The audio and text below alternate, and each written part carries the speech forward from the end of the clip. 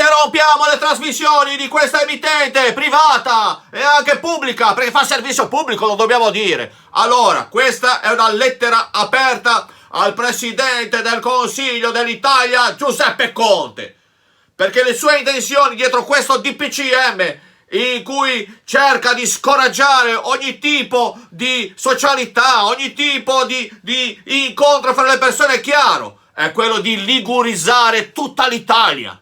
Ma questa è un'idea del movimento estremista ligure, caro Presidente del Consiglio Giuseppe Conte. Sta venendo a rubare in casa dei ladri, ognuno si faccia le idee proprie. Io sono convinto che la prossima conferenza stampa che farà del prossimo DPCM è buono anche di finirla con Milano Suca. Non si fa, ognuno faccia le proprie idee. Dai, non toglietemi la linea.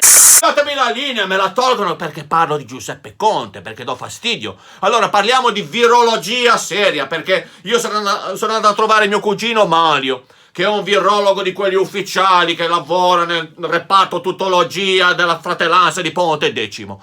E lui mi ha spiegato bene, in maniera scientifica, perché bisogna tenere il distanziamento nei luoghi chiusi rispetto all'aperto. Lui mi ha detto, con un discorso molto scientifico, mi ha spiegato, mi ha detto, hai presente quando tiri una lofa in macchina? È meglio tirarla in macchina o all'aperto? Perché il virus si comporta proprio come una lofa, ti rimane lì e devi areaggiare il posto dove sei. E infatti adesso c'è tutti questi medici, questi scienziati che stanno cercando il modo con la proteina spike, con tutti questi studi per poter far scorreggiare il virus, in modo che la gente se ne accorga. Tra l'altro, perché è esploso adesso? Perché è il periodo delle castagne e si sa che ci si là dentro nel periodo delle castagne.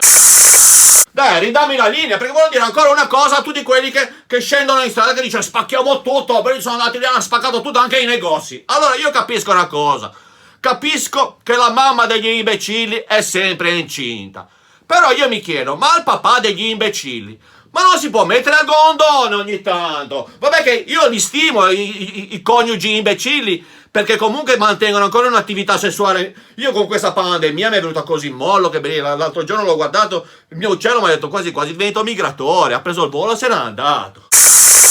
E invece voglio prendere l'occasione per dare un abbraccio a tutti gli operatori sanitari, a quelli che in questo momento stanno soffrendo negli ospedali, eccetera. Anche i milanesi, io vi voglio bene. E quindi finirò con una massima importante, come il cane rosicchia e il cavallo bruca. Diciamo da Genova a Milano, coronavirus, suca. Prenditi la linea adesso, ho finito. Ce l'ho detto a Conte. Ho parlato anche delle scorregge. Prenditi la linea. Ti dico di nuovo la parola scorregge.